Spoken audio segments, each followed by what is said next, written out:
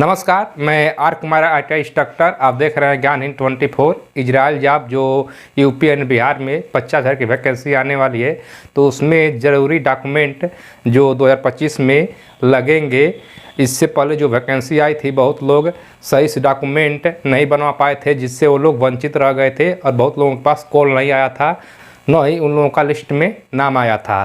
तो इससे आप लोग आग लगने पर कुआं नहीं खोदा जाता है। तो उससे पहले अगर 1 महीने का भी समय है, तो 1 महीने से पहले आप लोग सभी डॉक्यूमेंट बनवा लीजिए। तो देखिए, मैं आप लोगों के सुविधा के लिए लिख दिया हूँ जितने भी डॉक्यूमेंट हैं। 10 डॉक्यूमेंट लगेंगे।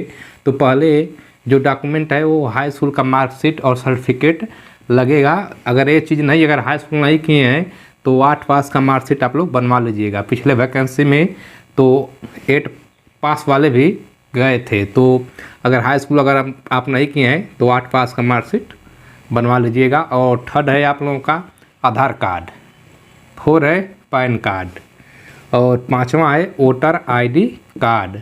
ये वोटर ID कार्ड है, अगर आप शादीशुदा हैं तो अपने वाइफ की पत्नी का पैन कार्ड और वोटर ID कार्ड अवश्य बनवा लीजिएगा। पिछली वैकेंसी में ये चीज़ मांगा गया था, वो भी कब, लास्ट में मांगा गया था कि वोटर ID कार्ड अपलोड करना है। बहुत लोग इस चीज़ से वंचित रह गए थे, इसलिए उन लोगों के पास कॉल भी नहीं आया था। बहुत लोगों का फाइनल लिस्ट में सिलेक्शन भी नहीं हुआ था। तो ये चीज़ आप लोग क्लियर कर लीजिएगा, अभी बहुत समय है।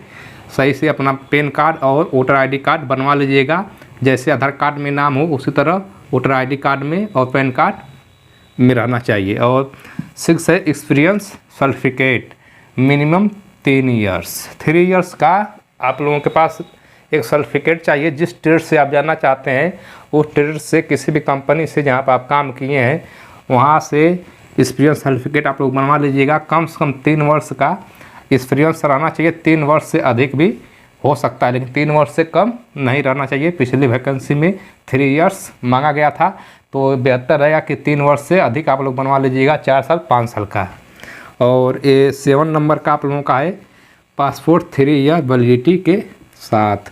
अगर आप पासपोर्ट जो है वो 3 ईयर्स कम से कम वैलिडिटी उसका रहना चाहिए। अगर आप देख लीजिए अपने पासपोर्ट में अगर वैलिडिटी कम है तो उसको रिन्यूअल करा लीजिएगा।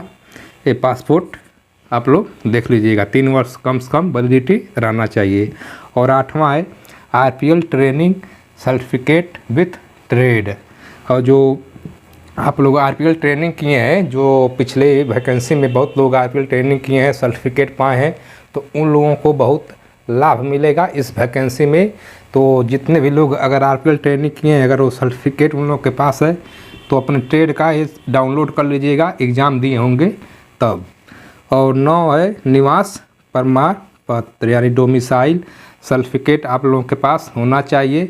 और जाति प्रमाण पत्र वो भी न्यू होना चाहिए, 6 महीने से अधिक पुराना नहीं होना चाहिए। ये चीज़ आप लोग ध्यान से देख लीजिएगा।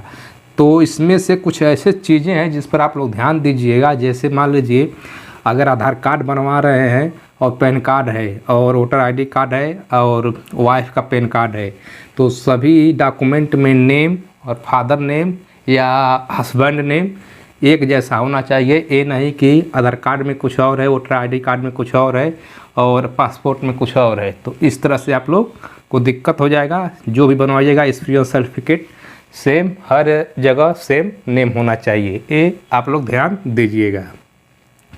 और RPL ट्रेनिंग से संबंधित जितने भी क्वेश्चंस आए हुए हैं, उससे संबंधित अधिक जानकारी के लिए आप लोग प्ले लिस्ट में जाकर चेक कर सकते हैं। आप लोगों को कुछ आइडिया मिल जाएगा कि कैसे पुराने पिछले एग्ज़ाम में पूछा गया था। तो अगर आप तैयारी करना चाहते हैं तो इस चैनल पर बने रहिए और चैनल को सब्सक्राइब कर लीजिए।